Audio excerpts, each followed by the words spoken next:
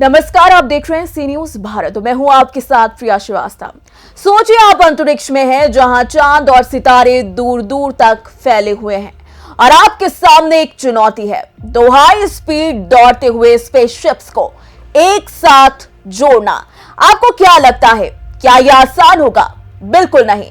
लेकिन क्या होगा जब यह काम भारत कर दे? स्पेसएक्स के जरिए इसरो ने यही कमाल कर दिखाया है।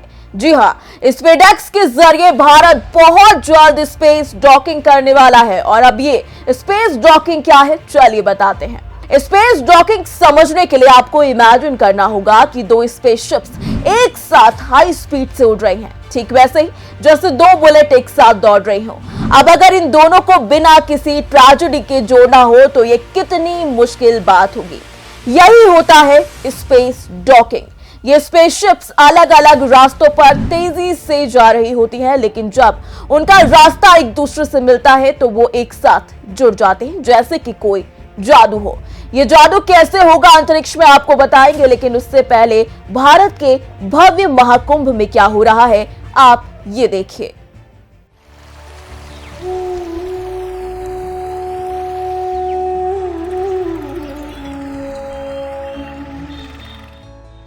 महाकुंभ 2025 से सनातन धर्म और संस्कृति का पवित्र आयोजन, जो न केवल परंपराओं और विरासत का संगम है, बल्कि ग्रामीण जीवन में रोजगार और समृद्धि की नई किरण भी लेकर आया है।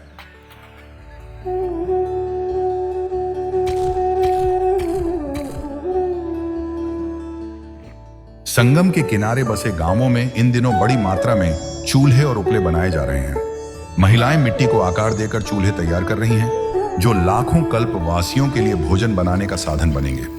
यही नहीं, इन चूल्हों की बढ़ती मांग ने सैकड़ों महिलाओं को आर्थिक प्रगति की दिशा में कदम बढ़ाने का मौका दिया है।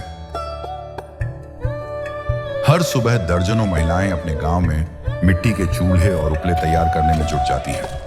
मेला प्रशासन ने हीटर और छोटे गैस सिलेंडरों के उपयोग पर रोक लगाई है, जिससे पारंपरिक साधनों की मांग और बढ़ी है। यह व्यवस्था पर्यावरण के संतुलन को बनाए रखने के लिए है। महाकुंभ केवल एक उत्सव नहीं, बल्कि यह दर्शाता है कि सनातन धर्म का हर पर्व समाज के हर वर्ग के लिए है। महिलाओं ने दिखा दिया है कि जब बात आस्था और परिवार की होती है तो वे नेतृत्व करने से पीछे नहीं हटती। महाकुंभ 2025 का यह संगम आस्था के साथ साथ आत्मनिर्भरता और रोजगार का प्रतीक बन चुका है और यह संदेश देता है कि सनातन धर्म सभी का है और सभी के लिए है।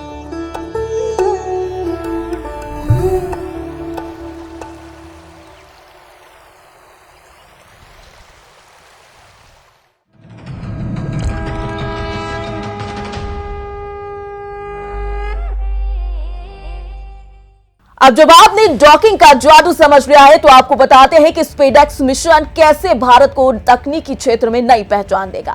30 दिसंबर को इसरो ने दो छोटे स्पेसशिप स्पेसएक्स 01 ट्रेजर और स्पेसएक्स 02 टारगेट को एक साथ अंतरिक्ष में छोड़ दिया है। इनकी स्पीड 28,800 किलोमीटर प्रति घंटा है, मानो जैसे ये दोनों यान बुलेट से भी ज्यादा तेज दौड़ रहे हों। अब उन्हें मिलाकर जोड़ने का काम बाकी है। इसरो 7 जनवरी को डॉकिंग प्रोसेस करने वाला है। अब आप ये भी सोच रहे होंगे कि ये सब इतना मुश्किल क्यों है, तो समझिए, यह सिर्फ दो स्पेसशिप्स को जोड़ने की बात नहीं है, बल्कि यह टेक्नोलॉजी फ्यूचर में स्पेस के कई बड़े कामों में जादू साबित होगी।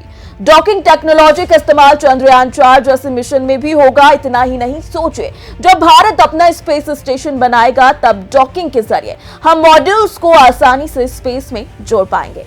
अब डॉकिंग की बात हो रही है तो चलिए आपको ये भी बता देते हैं कि डॉकिंग की शुरुआत कहां से हुई थी।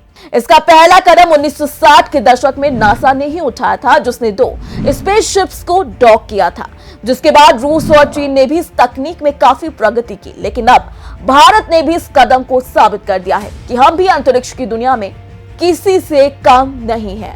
अब हम भी उन देशों में शामिल हो गए हैं जो अंतरिक्ष में यानों को जोड़ने की इस जादुई तकनीक को समझते और इस्तेमाल करते हैं। कुल मिलाकर देखा जाए तो आज भारत अंतरिक्ष में केवल स्पेसशिप्स भेजने वाला देश नहीं रहा, बल्कि हम स्पेसशिप्स को जोड़ने ठीक करने का काम भी कर सकते हैं। स्पेसएक्स भारत के स्पेस मिशंस के लिए एक नई शुरुआत है। चाहे वो चंद्रयान हो, भारत का अंतरिक्ष स्टेशन हो या रोबोटिक्स मिशन हो, यह टेक्नोलॉजी भारत को अंतरिक्ष में हर कदम पर नई ऊंचाई पर ले जाएगी। फिलहाल इस खास रिपोर्ट में इतना ही। देश दुनिया की बाकी और खबरों के लिए आप बने रहिए सी न्यूज भारत के साथ।